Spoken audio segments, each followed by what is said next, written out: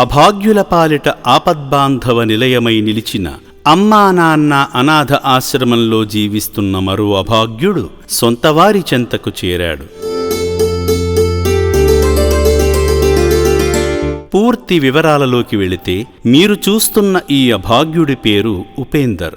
4 ఏళ్ల క్రితం మతిస్థిమితం లేని స్థితిలో ఎవరూ లేని అనాథగా రోడ్లపై తిరుగుతున్న ఉపేందర్ను గుర్తించిన సిద్దిపేట పోలీసులు అతను మానసిక వికలాంగుడిగా నిర్ధారించుకొని మానవత్వంతో శ్రీ శంకర గురూజీ స్థాపించిన అమ్మా నాన్న అనాథ ఆశ్రమానికి తీసుకువచ్చి ఆశ్రయం కల్పించారు. అప్పటి నుండి సేవాశ్రమంలోనే జీవిస్తున్న ఉపేందర్కు ఆశ్రమ వైద్యులు మెరుగైన వైద్యమందించారు.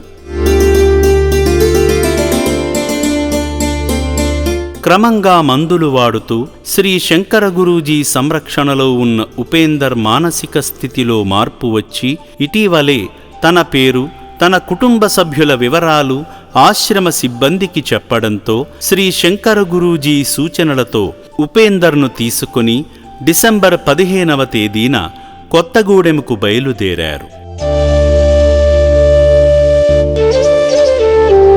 ఉపేందర్ చెప్పిన వివరాల ప్రకారం కొత్తగూడెం చిన్న బజారు వద్దకు తీసుకువెళ్లగా ఆశ్రమ సిబ్బందికి దారి చూపిస్తూ తాను ఉండే చోటుకు తీసుకువెళ్ళాడు.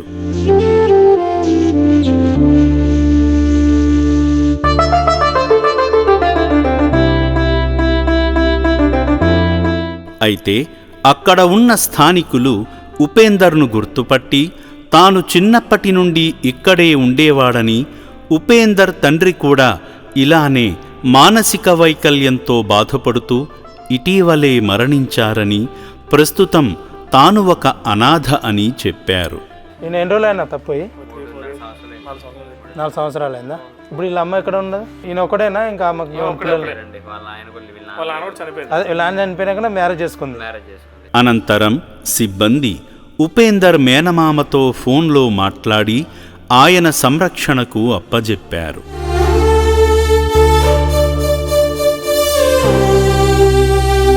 లోకమంతా స్వార్థంతో నిండిన ఈ రోజుల్లో అనాథులను అక్కున చేర్చుకోవడమంటే అది మామూలు విషయం కాదు.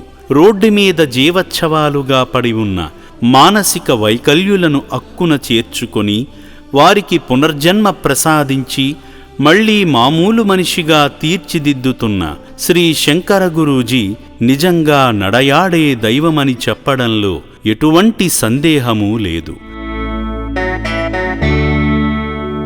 రక్త సంబంధాన్నే పక్కన పెట్టి రోడ్లపాలు చేస్తున్న నేటి కాలంలో అటువంటి అభాగ్యులను తీసుకువచ్చి సహనంతో భరించి వారిని సాధారణ మనుషులుగా మార్చి తిరిగి కుటుంబం చెంతకు చేర్చుతున్న గురూజీ సంకల్పం ఎంతో ఉన్నతమైనది.